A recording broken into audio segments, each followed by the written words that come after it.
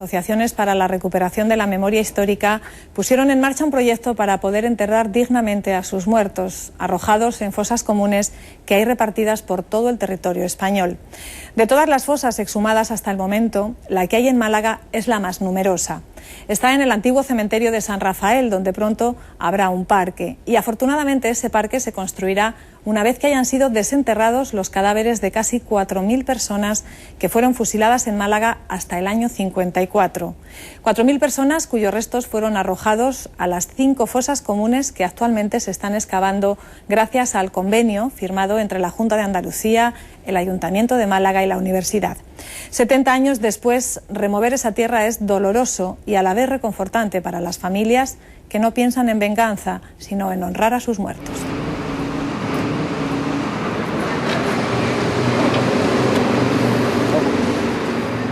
Mi padre fue ejecutado el 9 de marzo de 1937 y yo nací en el mes de septiembre, ¿no? Entonces yo no llegué a conocer a mi padre, ¿no? Y mi madre lo único que me comentaba era que había muerto en la guerra. Tu padre murió en la guerra, si alguien te pregunta, tú no le das explicaciones, murió en la guerra, murió en la guerra. Apenas una decena de lápidas quedan en el antiguo cementerio malagueño de San Rafael. Recuerdan una parte de la historia durante muchos años silenciada. Miles de dramas enterrados en 5 fosas comunes y en la memoria de sus familias. Esto está encima de las fosas comunes. Sí, claro, esto no quiere decir que este hombre esté aquí, sino que simbólicamente se fueron poniendo, bueno, como esta era la fosa, pues aquí... Más que nada es el recordatorio. Sí, sí. Ahí lo que se busca es el recordatorio. Todo esto lo tenemos nosotros en la base de datos. Y este también, esto... José Pérez Jiménez. José Pérez Jiménez. 19 de julio. Otro hombre joven. Mira, también. justamente un año después. ¿Eh? No, este fue el 19 de julio del 37. Del 37. Digo, un año después de... Sí, de la sublevación de los militares. Vagamente recuerdo la imagen de mi padre, pero hay algún detallito que como niño pequeñito que era, no se me ha ido. Y es que yo recuerdo que mi padre llegaba por la tarde a casa, venía de trabajar del campo, se sentaba en una silla y yo me arrodillaba ante él. Y entonces mi padre me daba un trocito de palo de una cañita y yo le iba raspando el barro de las botas. Mi padre me compensaba dándome unas almendras que traía en la chaqueta, en el precio de la chaqueta, me iba metiendo en la boca y me mesaba el pelo y me acariciaba. Esta es la segunda fosa, no sabemos si es la segunda o la primera, porque en este tiempo... Sí, aquí es donde me indicaron a mí, muy aproximadamente esta zona, estaba los restos de mi padre. Manuel tenía 5 años cuando fusilaron a su padre en marzo de 1937. Entonces no tuvo un enterramiento digno. Ahora la exhumación de sus restos le permitirá cumplir ese derecho y recobrar la identidad que le negaron tras quitarle la vida. Estas fosas serán las de mayores dimensiones abiertas hasta el momento en nuestro país. Los datos hablan de más de 3.600 ejecutados, que por fin han conseguido que la historia no les siga echando más tierra encima.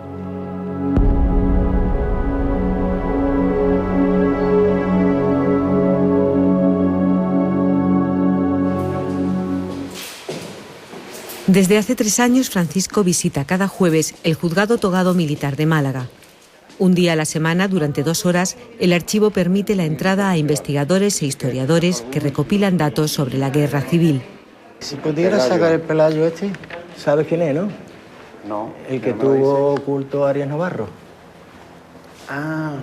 Los dos, el padre y el hijo, eran abogados, tuvieron escondido a Arias Navarro y luego posteriormente los detuvieron y Arias Navarro no fue para decir...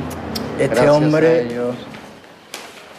Carlos Arias Navarro, ministro durante la dictadura y posteriormente presidente del gobierno, fue fiscal de la Audiencia Provincial.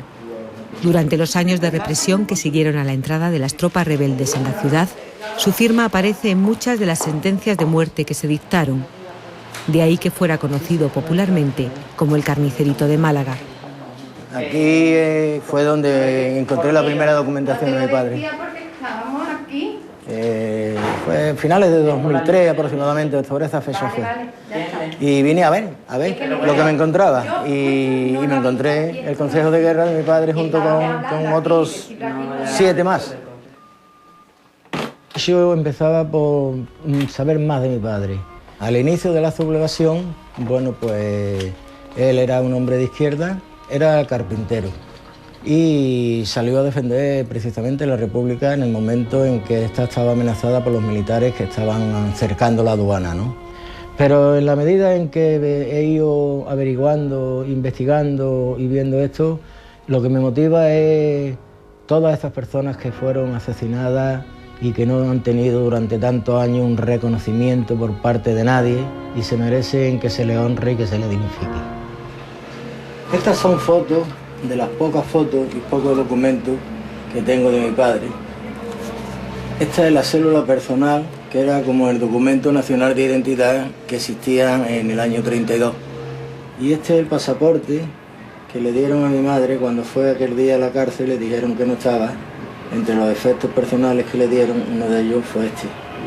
Mi abuelo se fue a finales del siglo XIX, como tantos se fueron emigrantes, se fueron a la Argentina y allí es donde él nació y luego ya posteriormente retornaron aquí a España y, bueno, y aquí ya conoció a mi madre y creó su hogar hasta que se lo destrozaron a él y a nosotros. Nos vamos a Monte de Málaga. Qué bajita era, ¿verdad? Teníamos un poco... ¿Dónde estás tú, papá? Señálate. ¿Este? Ahí, exactamente. Aquí dicen los nombres. Alcántara, sí, están puestos los nombres todos. El fútbol ayudó a Esteban a superar los duros años de posguerra. No conoció a su madre y cuando detuvieron a su padre era solo un chaval de 14 años que jugaba con un balón en las calles de Málaga. Aquí cuando entraron las tropas de Franco fue la catacumba, aquí todo el mundo corría. Por eso se llenó la carretera de Almería, se llenó de gente inocente. En la carretera cogieron muchos hombres y los cogían ya como prisioneros. Y ahí cayó mi padre como prisionero. La aduana era donde tenían todos los presos, porque yo fui a verlo allí. Era una nave muy grande, muy grande. Y ahí tendrían, yo qué sé, si 200 o 300 hombres metidos ahí. Mi padre fue un hombre sindicalista por el gremio de la panadería. Cuando lo juzgaron, le echaron 30 años. No había hecho nada. Entonces él y unos cuantos, que lo juzgaron también el mismo día, pidieron revisión de causa. Y la revisión de causa fue la que lo condenó a muerte. Su vida ha estado entera señalada por eso. Los miedos que tuvo en su momento y luego la vida tan difícil. La vida tan difícil porque él realmente, la posguerra fue tremenda para toda la familia, ¿no? Nosotros eso lo hemos sabido ya de mayores. Porque ellos, pues debido al tema de la represión tan grandísima que hubo, el susto tan grande que había, pues estas historias eran tabú totalmente, ¿no? Una de las veces que fui a la cárcel, me dicen, pues tu padre no está aquí. Yo me pensé lo mejor, y tal como lo pensé, pues así sucedió, me lo habían matado. Y sin pensarlo más, fui al cementerio, a ver si lo veía. Y lo conocí en la tumba que había, donde lo echaban todos, lo conocí por la ropa. Aquello fue para mí muy duro, que la gente me señalaban a mí. Mira, a ese le han matado al padre. Usted imagínese eso. Era lo único que tenía. Mi padre.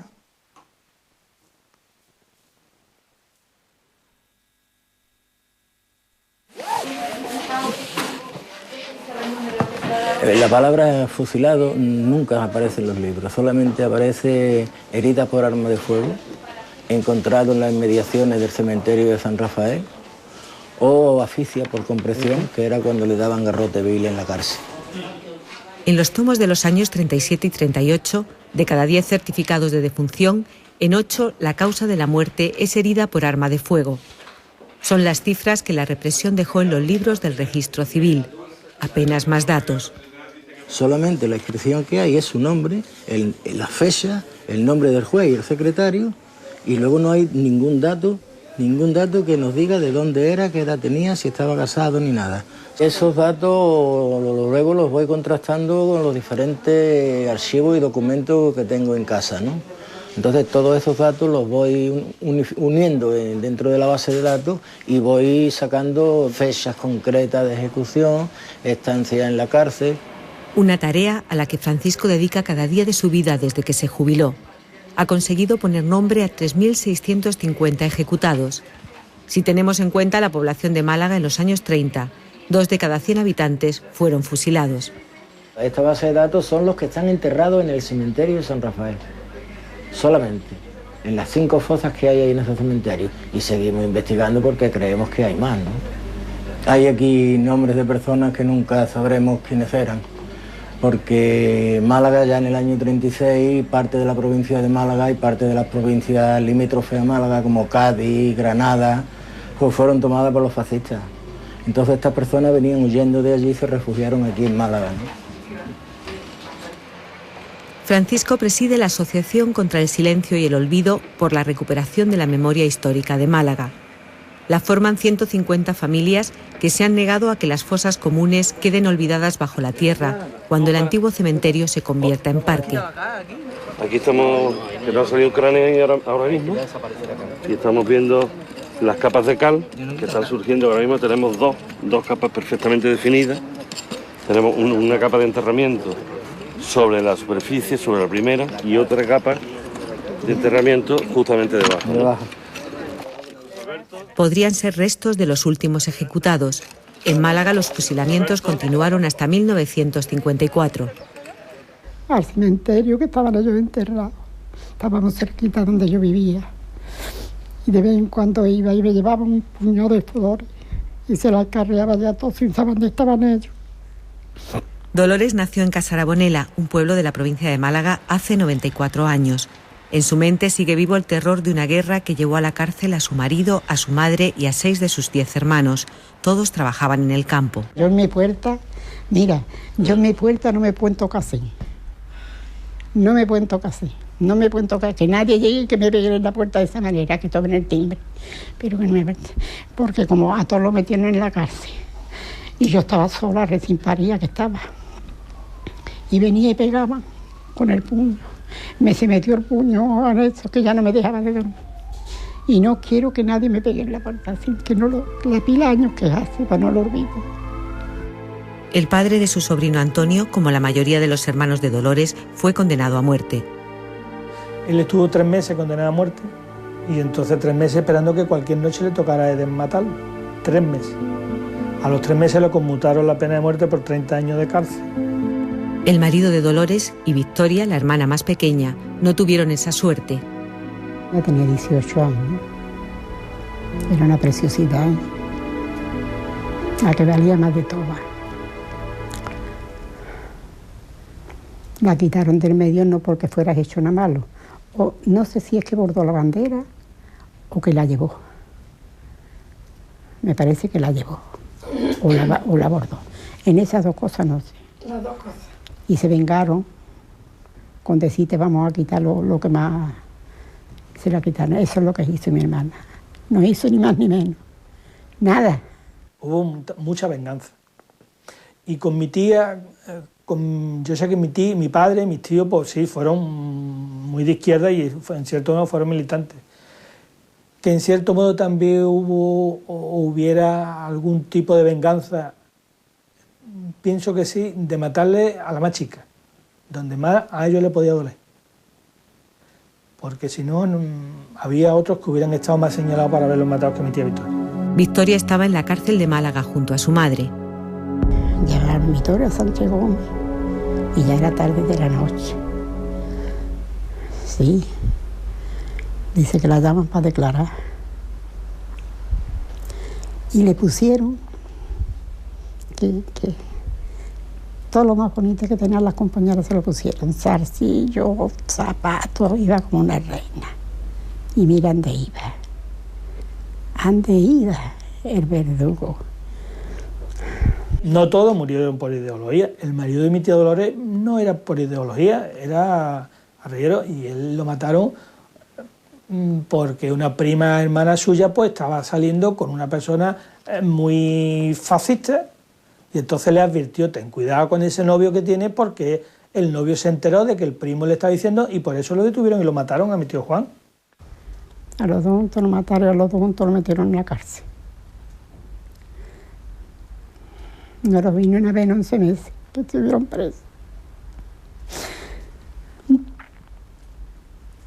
¿Por qué no los pudo ver? ¿Por qué no pudo verlos? Porque no tenía dinero. Nada más que para mandarle comida a ellos, que estaban en la cárcel y se morían de hambre. Y allí me volví loca. Mi suegra loca, toda loca. Y los sinvergüenza puestos en la puerta diciendo que como lloráramos mataban. Que no llorábamos ni diéramos nada. En medio de tanto sufrimiento, Dolores perdió al más pequeño de sus hijos. Tenía un niño que se murió con 5 días, porque yo le di la leche, estaba más negra, y yo misma lo envenené. Y yo lo llevo dentro, yo con mirarla todas las noches tengo bastante, y rezar lo que se reza. Allí la tengo en mi cabecera. De noche cuando me acuesto, me acuerdo de uno, me acuerdo de otro. Cuento los años que lleva uno, cuenta los años. De esto que estamos contando, hace 73 o 74 años. Porque ellos lo metieron preso, lo mataron en febrero, el 25 de febrero del 38. Victoria iba a cumplir 20 años y su cuñado Juan tenía 27. 2 nombres entre miles de historias de muertes crueles y sin sentido. Era un follón lo que había aquí de noche. Yo vivía ahí detrás y de noche se escuchaba un jaleo de camiones. ¿Y los tiros se escucharían, no? Los tiros. No dejaba dormir a la gente. Y después, pues cuando ya se iba, pues yo venía y los veía. Por eso yo, pues, con una depresión, cuando yo vine allí, empecé de lo mismo que ahora, ¿no? Entonces le quedó grabado. Es que los veía, mire usted, es que los veía. Los veía en hilera, 6 muertecitos, uno encima de otro doblado. Porque, como claro, lo ponían. Francisco era un niño de 9 años que vivía en una chabola junto al cementerio. Testimonios como el suyo han ayudado a localizar algunas fosas. La tradición popular hablaba de 2, pero un estudio geofísico realizado por la Universidad de Granada confirmó la existencia de 5.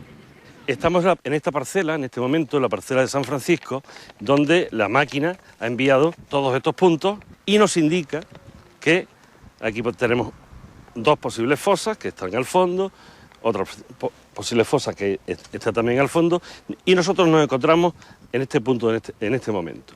Esta es una fosa donde están los alumnos trabajando, y aquí tenemos, justo detrás, a nuestras espaldas, tenemos otra fosa.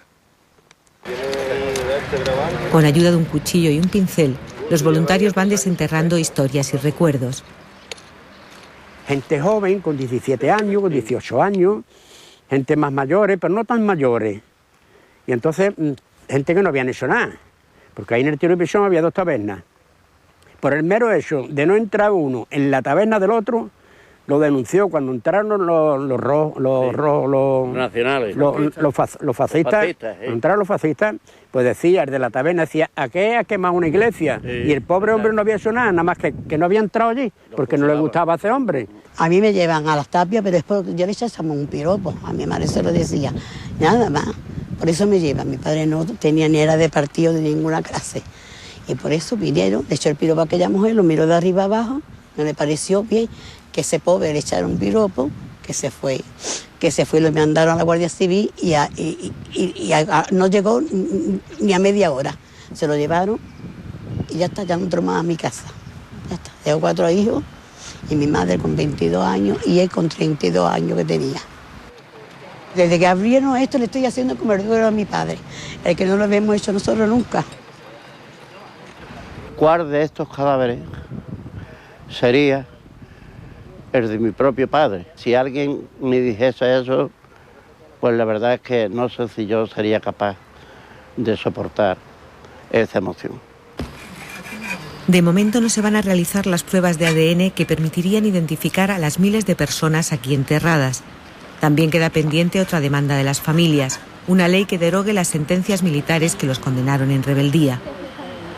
Un juez irregular, un tribunal irregular y en situación de guerra y juzgando a los que defendían la legalidad.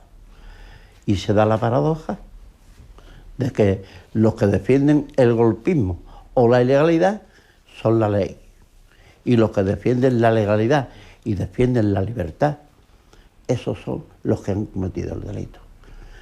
Y ese párrafo y esa sentencia seguiré yo luchando para que sea revisada y corregida.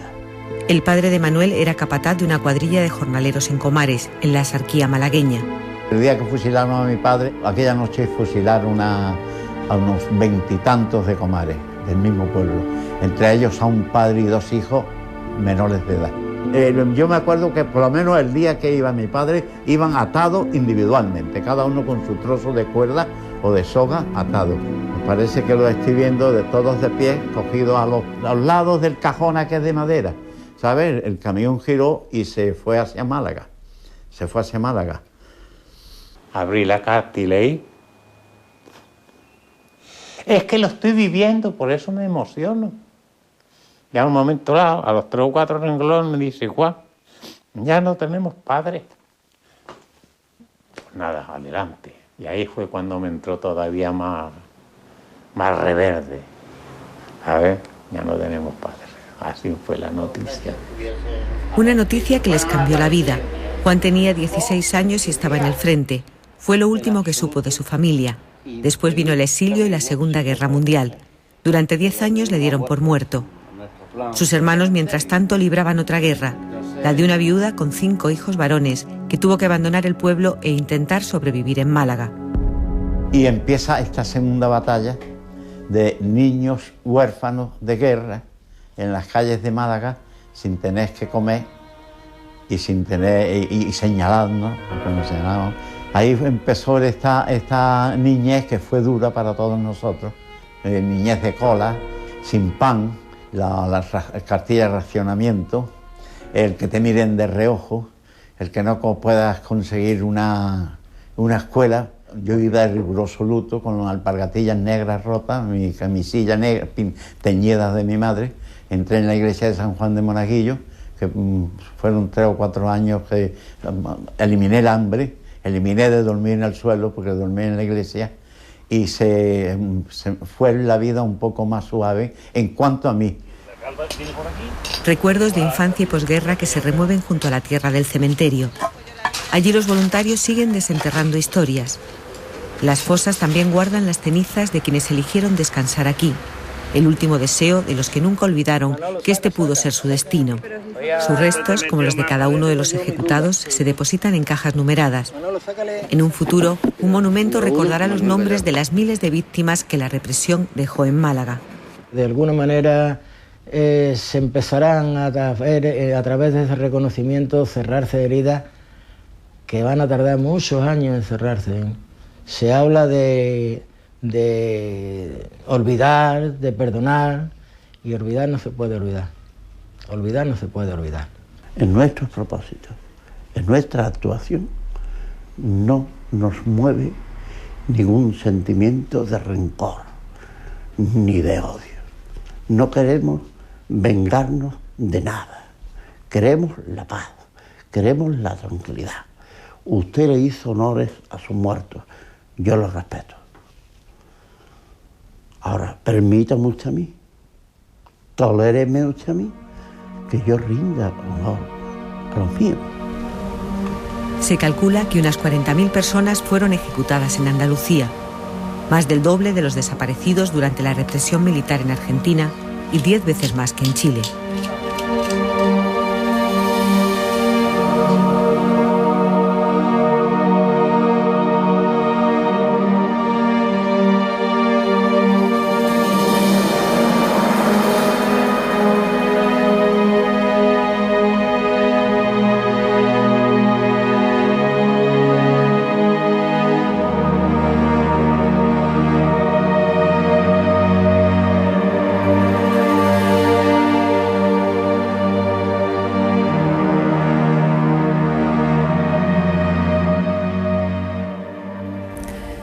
Desde que comenzaron los trabajos el pasado 15 de octubre han sido recuperados ya 100 cadáveres. Queda mucho tiempo hasta llegar a esos 3.600 que están enterrados en esas fosas comunes.